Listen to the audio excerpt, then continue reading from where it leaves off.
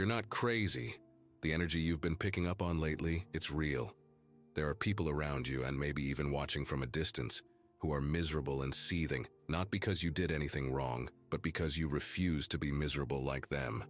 The nerve you struck wasn't from your words. It was your peace, your glow, your confidence. Some people live off drama. They're addicted to chaos and triggered by joy. And when you walk into the room with light, with happiness, with calm energy, it rattles their spirit. You didn't start the problem. You just exposed it. You exposed what's been broken in them for years. It could be one person, or it could be a couple. That's the energy loudest today. A man and a woman sitting in quiet hatred, mad because they can't control the narrative about you. You didn't entertain their confusion, and that rejection of their drama became fuel for their resentment. They hate how you carry yourself, beautiful, bold, and unbothered. You didn't dim your light to make them feel comfortable in their shadows, and that's what really got under their skin. Your refusal to break made them want to break you. These people are dealing with demons you didn't assign to them. Their rage is misdirected. You don't even have time for their bitterness. You go home, you mind your business, you put in the work, and still, they're bothered. Why? Because your peace reminds them of what they haven't yet built. You were called arrogant when all you were was grounded. They tried to paint you as cold-hearted when you were simply protecting your energy.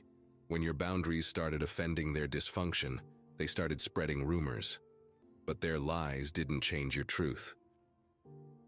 They see you shine and confuse it with competition. You're not in a race with anyone. You're aligned, you're focused.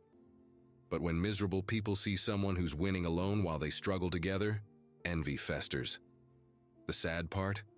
They could have elevated too, but jealousy blinded them. Your beauty triggers spirits that haven't been healed. They see your glow and are reminded of their own neglect. They see your discipline and are reminded of their own procrastination. But none of that is your fault. You didn't climb your way out just to come back down to comfort them in their excuses.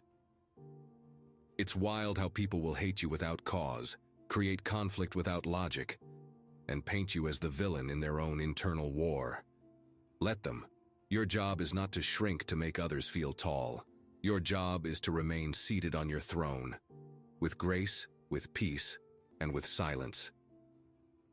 And yes, maybe that hater is a parent, a jealous mother figure, a bitter father figure, a relative who couldn't stomach your success because it reminded them of their unfulfilled potential. Their age does not grant them entitlement to sabotage your joy. You may not be perfect, but you're intentional. You've grown, you've healed, you've done the shadow work others run from, and because of that, your presence exposes others' refusal to evolve. You're not the problem. You're the mirror. Let them project, let them shout, let them stew in their chaos. Your path doesn't require permission or understanding. You were placed here for elevation, not explanation. The truth is, they thought you'd fail. They were banking on your silence, meaning defeat. But you rose, you glowed, you healed. You broke the mold they built for you, and now they're choking on their own narratives. They underestimated the power of someone who minds their business, protects their peace, and walks with purpose. You don't have to raise your voice when your elevation speaks louder than their gossip. They tried to box you into their misery, and now they're mad that you outgrew the cage. You've been chosen to break cycles, and that means leaving some people in the past, even if they have your blood, your memories, or your history. You're not wrong for growing. You're not wrong for winning. You're not wrong for protecting your light from those who want to dim it. Your joy is not a crime. Your success is not a threat. You owe no one an apology for blooming. Let them hate in silence. Let them scroll through your life with clenched jaws and heavy hearts. That's not your burden to carry.